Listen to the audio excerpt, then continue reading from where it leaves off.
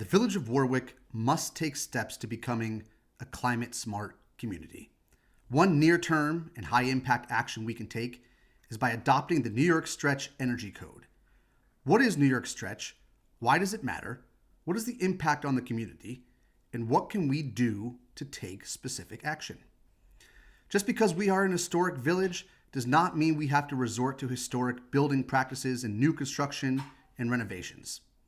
In the US, more than 40% of all energy use and associated greenhouse gas emissions are used to provide comfortable, well-lit residential and commercial buildings.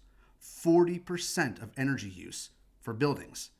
In our village, we have over 2,350 buildings. There are 2 additional upcoming subdivisions that have site plan approval, which will add roughly 130 more structures to the village. There are a handful of new residential buildings under construction actively, and even a new firehouse with a foundation already poured. We have an opportunity now to influence how these structures are built as it relates to energy efficiency and their impact on the environment. In New York State, we have an energy code that sets the bare minimum energy efficiency standards. This minimum standard is updated by the state in a cycle of every 2 to 3 years, and each time the bar is set higher and higher. NYStretch adds to the minimum state energy code in a way that gives us a glimpse at least one cycle into the future. It stretches, so to speak, the current code to what is inevitably coming. Historically, each cycle gains 11% in efficiency over the prior. So the NYStretch code now will be the minimum energy code in 2023. That said, this is not a matter of if, but when. We will be required by law to meet those standards eventually. So why not get a jump start in future-proof buildings as much as we can? And the changes are all based on best practice building science. They don't require builders to use unfamiliar products or techniques. They don't require the building inspector to do anything differently with respect to how the code is administered or enforced, as it does work within the confines of the existing energy code. They are improvements, not overhauls. I'll give you an example. In the existing state energy code, there's nothing about wiring a new construction project for photovoltaic, solar panels, or electric vehicle charging stations. In NYStretch, although it does not require expressly installing these clean energy technologies, it does require the builder to rough in the electric so that down the road, if the owner decides to pursue these clean energy solutions, it is far easier and less costly to install. And that is added incentive for the owner and helps make us a more sustainable community. Let's consider the big picture. How does future-proofing municipal energy codes actually reduce our carbon footprint? Let's take a look at the historical data. The state standards are based on national standards, and we use the International Energy Construction Code, IECC. There's an interesting graph that shows the gradual efficiency improvements of the IECC and is used as a means to predict where it's going. Today's energy code is based on the 2018 standard.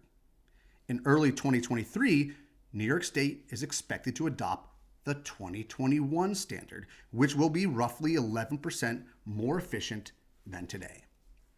What's interesting is if you look at the way it's trending, say 10% gains every 3 years, in a few cycles, that's where we start getting into the potential for carbon emission reduction. It's all mapped out. So what can we as a village do today to accelerate that timeline? Quite simply, the village board can make a motion to propose a resolution to adopt NYStretch, just as many other New York municipalities have done before us. NYSERDA, the New York State Energy and Research Development Authority, provides resources to help us out, including draft legal language of the resolution. Once that resolution is adopted, as long as it's filed with the state and the Building Code Council within 30 days, the village can enforce the NYStretch Energy Code immediately. Let's talk about the costs. NYSERDA, again, the Research and Development Authority, performed a comprehensive cost-benefit analysis of new construction for both commercial and residential projects.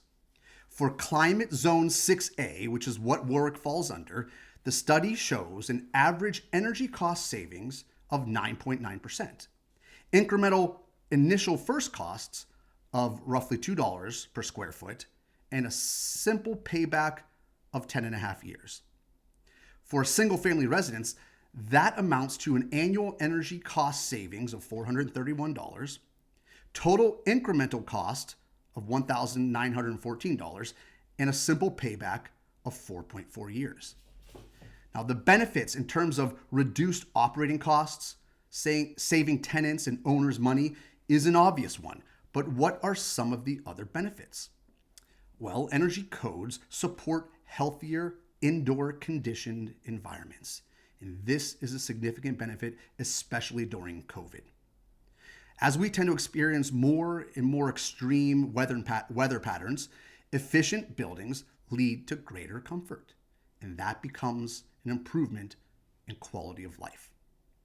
Better energy codes increases community status and attractiveness. Communities are rated for code efficacy, which insurance companies consider when determining rates, and energy is part of this. And lastly, money saved in your community is more likely to stay in your community, which in turn helps ensure the vibrancy of our village. Remember, buildings represent nearly 40% of our energy use. Improved energy codes has the potential to address our energy challenges and needs in the future. One final note, adopting NYStretch is considered a tangible, high-impact action that is critical towards becoming a certified New York State climate smart community. And with each high-impact action, we become eligible for funding through state grants. And with more state grants, we can tackle additional high-impact actions and rinse and repeat. We have the ability to set the gold standard for all villages, towns, cities in Orange County and the greater Hudson Valley. That is doing our part.